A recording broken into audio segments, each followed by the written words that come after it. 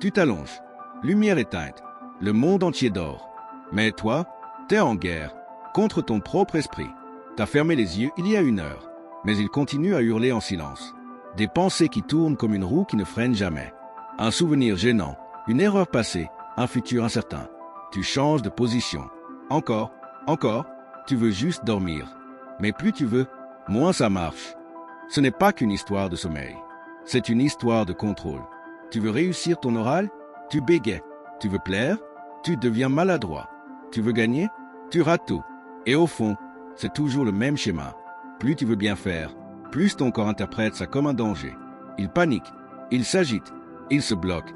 Pas parce que tu es nul, mais parce que tu forces. Ce que personne ne t'a dit, c'est que la performance n'aime pas la pression. L'élégance n'aime pas la tension. Et l'instinct ne fonctionne jamais sous ordre. Plus tu veux contrôler, plus tu deviens rigide. Et dans cet état, rien ne coule.